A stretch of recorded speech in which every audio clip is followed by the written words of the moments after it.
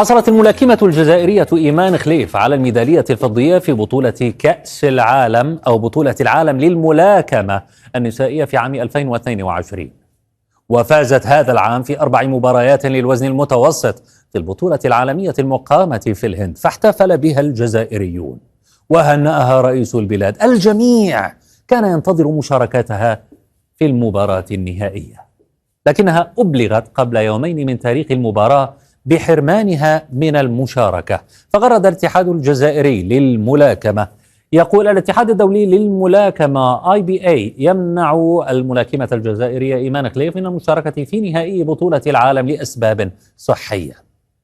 أما الاتحاد الدولي فبرر لوكالات الأنباء العالمية قراره بأن الملاكمة الجزائرية غير مستوفية لمعايير الأهلية، وقال إن لوائحه لا تسمح بالإفصاح عن التفاصيل. ما هي معايير الأهلية التي لم تستوفيها إيمان؟ لماذا سمح لها أصلا بالمشاركة؟ هي بنفسها تجيب عن هذا. قال لك ما تبوكسيش لأنه عندك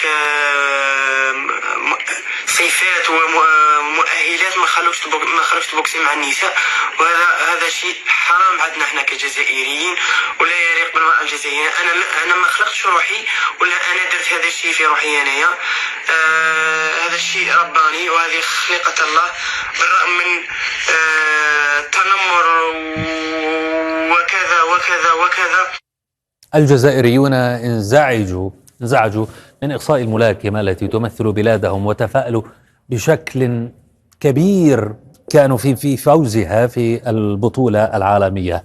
أبدأ من هذه التغريدة لقادر يقول لك: ما حدث لإيمان خليف سقطة أخلاقية وكارثية رياضية بعد اجتياز كل الأدوار بجدارة. لم يبقى للاتحاد الدولي للملاكمة سوى ورقة الإقصاء، حرمان البطلة الجزائرية من حقها في المبارزة لأسباب صحية.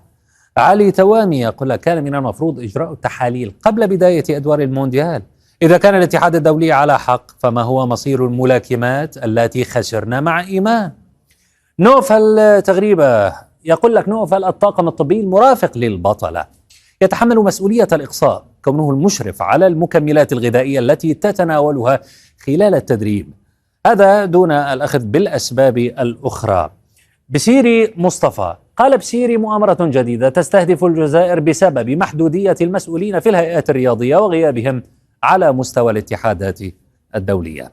كانت الملاكمة الجزائرية ستلعب في المباراة النهائية ضد الملاكمة الصينية يانغ لي، لكن بعد إقصائها جرى تصعيد التايلاندية سوانافينغ لتكون في المباراة النهائية. لكن اللجنة الأولمبية الجزائرية أعلنت دعم إيمان، قالت: سنتكفل بالمرافقة الطبية لبطلة إيمان خليف ودعمها في تحضيراتها استعدادا للدورة الأفريقية المؤهلة لأولمبياد باريس 2024.